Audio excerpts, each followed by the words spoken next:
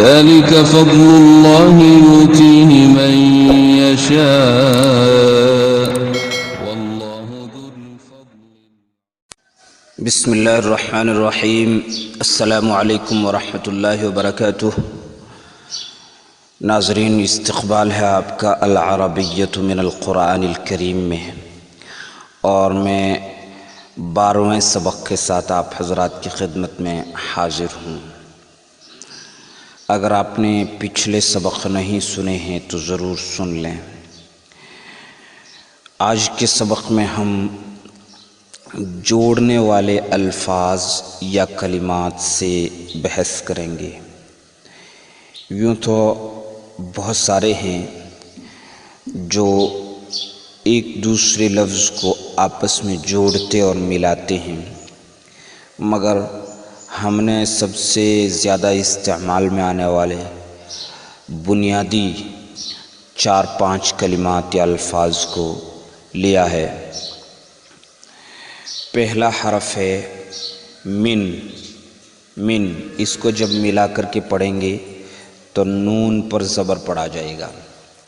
اس کے معنی ہے سے، جیسے کہتے ہیں گھر سے مسجد تک، بازار سے، تو من اس معنی میں آتا ہے. دوسرا حرف ہے الا. اس کے معنی تک یا طرف کے ہیں، جیسے مسجد تک، بازار تک. انگریزی میں جو لفظ ٹو آتا ہے اس کے معنی میں یہ لفظ آتا ہے عربی میں الا. تیسرا حرف ہے فی.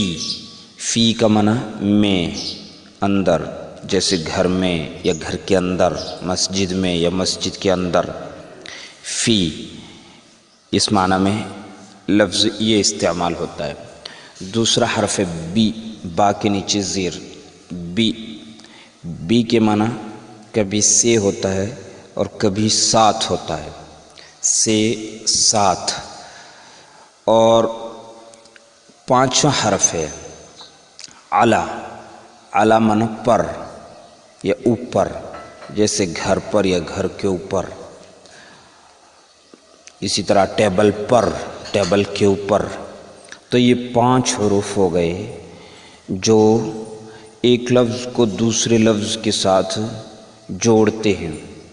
الگ سے ان کا کوئی معنی یا مفہوم، مطلب سمجھ میں نہیں آتا ہے.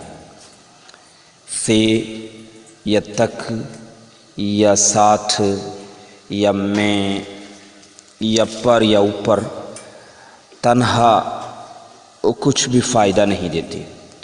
دوسرے لفظوں کے ساتھ مل کر کے، جڑ کر کے یہ ایک معنی اور مفہوم کا فائدہ دیتے ہیں.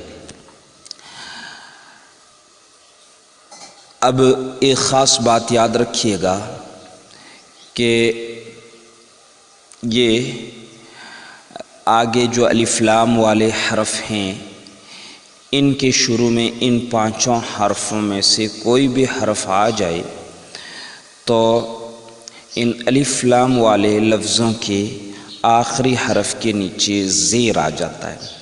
جیسے المسجد تھا، من لگنے کے بعد من المسجدی ہو گیا ہے. الدار تھا، الا لگنے کے بعد الی الداری ہو گیا ہے. الحجرۃ تھا، فی لگنے کے بعد فی الحجرتی ہو گیا ہے. القلم تھا، ب لگنے کے بعد بالقلمی ہو گیا ہے. علی. الجبل تھا، جبل کے معنی پہاڑ، علی الجبلی، علی الجبلی ہوگا. من المسجدی مسجد سے، الی الداری گھر تک، فی الحجرتی کمرے میں، بالقلم قلم سے. یہ با ساتھ میں لکھا جاتا ہے، القلم کے الف کے ساتھ لکھا جاتا ہے. یہاں میں نے سمجھنے کے لیے ان کو ایک ساتھ لکھا ہے، اس لیے الگ ہو گیا. علی الجبلی پہاڑ پر، علی الجبلی پہاڑ پر.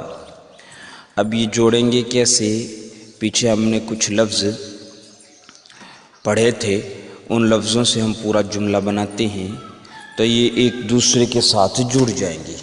مثلا خالد یخرج من المسجد، خالد یخرج، یخرج کے معنی نکلتا ہے، خالد یخرج من المسجد، خالد مسجد سے نکلتا ہے، وَيَذْهَبُ إِلَى الدَّارِ، اور گھر جاتا ہے، گھر تک یا گھر کی طرف جاتا ہے۔ ایسا کہنا ضروری نہیں ہوتا اردو میں، مگر عربی میں یہ یا الی آئے گا۔ وَيَذْهَبُ إِلَى الدَّارِ، اور گھر جاتا ہے، وَيَكْتُبُ فِي الْحُجْرَةِ، اور کمرے میں لکھتا ہے، بالقلم، قلم سے لکھتا ہے۔ وَيَكْتُبُ، یہاں یجلس بھی لگا سکتے، یجلس فی الحجرۃ، جلس جیم لام سین، اور یجلس اس کے معنی بیٹھنا، وَيَجْلِسُ فِي الْحُجْرَةِ، اور کمرے میں بیٹھتا ہے، وَيَكْتُبُ بِالْقَلَمِ، اور قلم سے لکھتا ہے، وَيَجْلِسُ عَلَى الْجَبَلِ، پہاڑ پر بیٹھتا ہے، یجلس علی الجبل، پہاڑ پر بیٹھتا ہے۔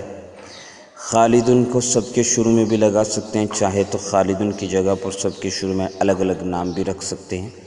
یہ راشد یخرج، سعید یکتب، اور عامر یجلس، اس طرح الگ الگ لفظوں کو ملا کر کے بھی کہہ سکتے ہیں۔ تو ان کو اچھی طرح سے آپ سمجھ لیں، یہ بات بھی یاد رکھیے گا کہ المسجد، الدار، الحجرتی، القلم، الجبلی، آخری حرف کے نیچے جو زیر آ رہا ہے یہاں پر، وہ انہی پانچوں حرفوں کی وجہ سے آتا ہے، اور ان پانچوں کی یہ خاصیت ہے، ان کا یہ کام ہے، یہ ایسا کرتے رہتے ہیں۔ تو آج کا سبق بس اتنا ہی۔ السلام علیکم ورحمۃ اللہ وبرکاتہ۔ میں نصیر الدین القاسمی، خادم ادارہ مرکز المعارف، پیپار شہر، جودھپور، راجستھان۔